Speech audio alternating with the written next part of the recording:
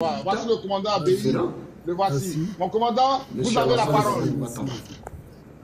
Alors vraiment, je suis épris par l'émotion. Je voudrais...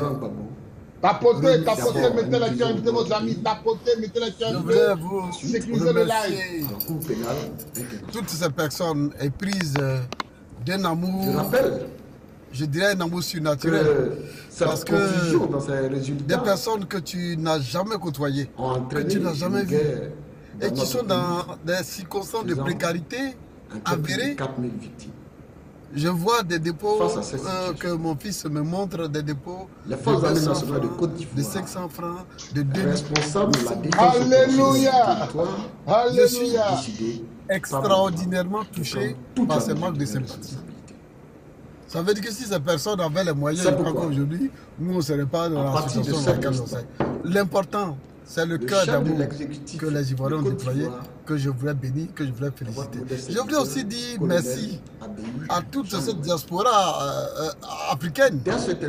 Et puisque là, il m'a fait le point en attendant notre frère panéliste qui est au Maroc, des Guinéens, des Maliens, des Burkinabés qui sont intervenus pour apporter leur aide.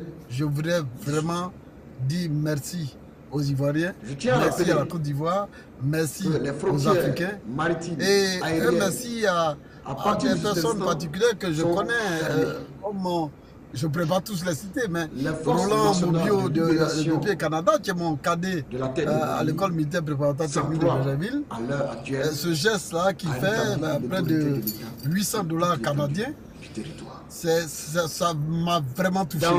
Et puis les paroles d'apaisement, de douceur que les uns ont apporté, vraiment, je suis très touché, je voudrais dire merci.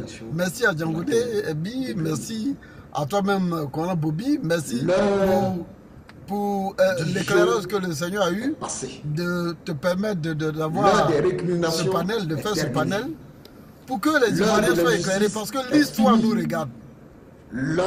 L'histoire nous regarde. On blesse gratuitement, on tue gratuitement. Au-delà des considérations politiques, des querelles de chapelle, l'histoire nous regarde. Il n'y a pas une personne qui viendra libérer ton peuple. Je voudrais remercier toi en particulier. Si tu as un caillou, lève-toi. Si tu as une machette, parce que des 10 années que j'ai passées en captivité, la souveraineté de ton pays. C'est un malgré les camouflages qu'il avait, même de mes propres amis, pour que tu te lèves.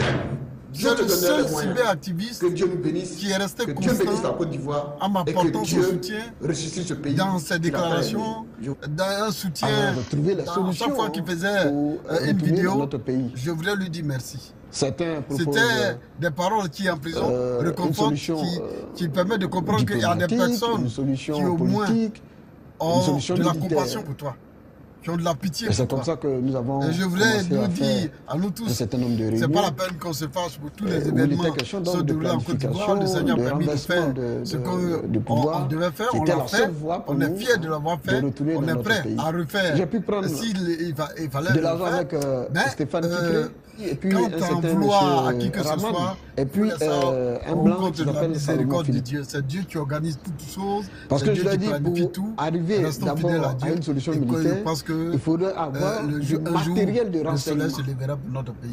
Du matériel de renseignement qui nous permet de voir quelle est la situation véritable du terrain. Et après ça, on peut établir un schéma d'attaque. Je suis ému. Moi, je ne vous connaissais pas, je ne vous ai jamais vu d'ailleurs. Je l'ai dit franchement. Je suis appris l'existence de votre unité à Yopougon, Siporel. Lorsque nous sommes tombés dans une embuscade, il y avait quelqu'un parmi nous qui a dit j'ai le numéro du GEF, je vais appeler la présente, que le GEF va venir nous secourir. Et c'est depuis ce jour-là que quand l'engin blindé est venu, j'ai vu des éléments du GEF. Je demandais, mais c'est quelle unité? Ils m'ont dit, ici en Côte d'Ivoire, c'est depuis ce jour-là que le GEF est resté dans ma tête. Maintenant, à l'époque, je sortais avec une de vos... Dans les décisions que j'ai voulu prendre, elle s'appelle Elisa. Voilà, Elisa, elle me parlait beaucoup de vous. Tonton Abéi, il est gentil. Tonton Abéi, il est gentil. Sans vous connaître, il faut rappeler que moi, Bobby, je suis un élément de la garde républicaine, formé, encadré par Gérard Double Bruno. Donc, vraiment, j'ai beaucoup d'amour pour vous en tant qu'un homme d'honneur. Et les gens me posent des questions, ils n'arrivent pas à comprendre comment vous avez pu refuser 500 millions? Comment on explique ça, mon commandant? Mais les 500 millions, vous savez, quand on fait n'importe quel travail, il faut savoir ce qui est le plus important pour vous. Bon, moi, je suis rentré à l'EMPT depuis l'âge de 12 ans.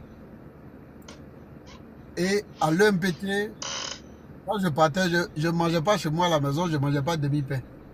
C'est à l'EMPT qu'on m'a appris à manger demi-pain.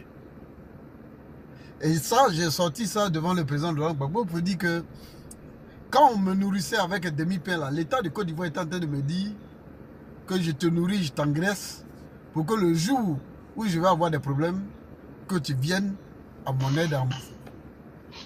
Et donc, ayant prêté serment depuis l'école des forces armées de Bouaké, ensuite encore un second serment à l'école de gendarmerie, bon, il y a des gens pour qui les serments qu'on prête là, ça ne leur dit rien. Mais bon, ils peuvent polémiquer sur ça, mais je sais que devant le trône de Dieu, ces serments que nous prêtons aux différentes cérémonies de décoration, aux différentes cérémonies de prestation de serments et d'acquisition des épaulettes d'officiers, à chaque serment qu'on prête, on en rendant compte un jour devant l'Éternel des armées. Et donc, quand le père son homme, mon cher ami le ministre Ahmed Bakayoko, a envoyé ses hommes pour me proposer ces 500 millions, il disait qu'ils avaient contacté mon grand frère, mon patron, le général Dogbo, et que le général Dogbo avait donné son accord, et que nous étions les deux seuls officiers de l'armée de Côte d'Ivoire à qui les gens ont décidé d'attribuer la somme de 500 millions. Sinon, les autres là, c'est 40 millions, ils ont reçu 50 millions pour certains, 100 millions pour d'autres. Et que c'est les deux là qu'il fallait. Bon, je lui ai dit, bon, ok, j'ai fait semblant j'ai dit, je sors du bureau pour aller uriner un peu. Et c'est là que j'ai appelé le général Dogbo. Je lui ai dit, mais les gars, ils viennent de faire la proposition de 500 millions. Est-ce qu'ils sont passés chez vous? Il dit, oui, mon petit. Ils sont venus me proposer à 500 millions. Je lui ai dit, allez dire à mon petit frère là, la proposition que vous dites que vous me faites et puis vous faites à mon petit frère là, allez lui dire vous-même. Et puis sa réponse là, ça sera ma réponse. J'ai dit, mon général, j'ai bien compris. Bon, mon général, il ne faut pas m'en refuser. Hein. Comme on sait qu'ils vont fermer les banques là, on n'a qu'à dire que les 500 millions pour lui là, pour le général, ils n'ont qu'à mettre ça à la IGBCI. Et comme moi je suis à la IGBCI, pour moi là, ils n'ont qu'à mettre ça à la BCC. Quand ils sont allés dire à Ambak, il dit, bon, le petit là, c'est qu'il ne veut pas. Il sait que le lundi, on a fermé les banques. Et puis, il faut que on maintienne les banques ouvertes pour qu'on puisse créer ces deux comptes. Et c'est comme ça que, bon, il a dit non, c'est que c'est une fête de non-recevoir. Le président Laurent Gbagbo même m'avait appelé quand Allah a confirmé sa trahison en allant au Golfe. Le président Laurent Gbagbo m'a appelé, il m'a demandé, mais attends, Allah c'est quoi? C'est une histoire de baoulés qui sont contre moi ou bien? J'ai dit non, monsieur le président, ça n'a rien à voir. Que Allah il est cupide. Le problème là que vous ne connaissez pas, c'est que c'est quelqu'un qui est doté d'une très grande cupidité. Et que moi-même là, ils m'ont proposé 500 millions. Vous pouvez demander au général Dogbo. On nous a proposé 500 millions. On n'a pas pu prendre. Parce que les gens, leurs 500 millions là, tu sais où ils sont allés prendre? Avec une déesse indienne ou quoi, qui a vomi et puis on vient te donner. Après ça, tu es maudit. Tes descendants sont maudits de génération en génération jusqu'à la 3e ou 4e génération. Ça là, je n'ai pas l'argent, mais je préfère rester là avec la bonté des Ivoiriens que je constate aujourd'hui. Je préfère rester comme ça que de demeurer longtemps. Et c'est pour ça que... Mes frères, mais bon, hélas, c'est des choses qui sont passées. C'est passé au monde.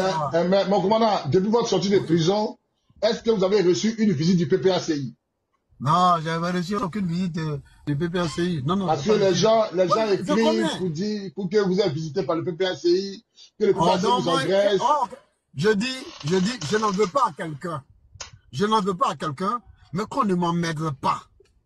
Qu'on ne m'emmène pas. Oui, monsieur, est-ce que vous avez... J'arrive. J'ai pas reçu de visite de PPACI. La seule personne qui, en cette année, qu'on appelle là, cette année 2025 là, hein, en fin d'année, a vu une de mes filles spirituelles, vous me dites que il souhaiterait passer me visiter. Je lui ai dit, bon, qu'il me donne la date pour qu'on puisse se rencontrer.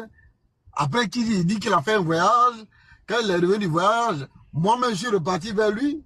On demande de l'appeler pour dire, on lui a demandé, il dit non, qu'il a dû recevoir des gens et qu'après, il va me revenir. Il ne m'est pas revenu, donc j'avais reçu aucune personne du PPACI.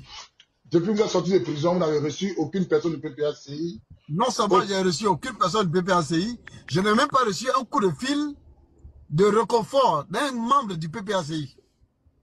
Y compris le ministre Lida Kwasi, Moïse, que j'ai servi avec dextérité. Il s'est trompé un jour, son chargé de mission, s'est trompé un jour, il a appelé sur le numéro de ma femme.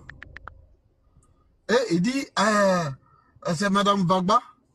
Ma femme a dit, non, non, non, c'est Madame Abéi. Elle dit, ah non, non, le patron a dit d'appeler Bagba pour qu'on aille rendre visite à Bagba. Et que quand on finit de rendre visite au général Bagba, on va t'appeler pour venir te rendre visite. Peut-être que c'est demain qu'ils vont l'appeler pour dire qu'ils viennent me rendre visite, mais je n'ai pas reçu. Et puis, de vous à moi, avec tout le respect que j'ai pour vous,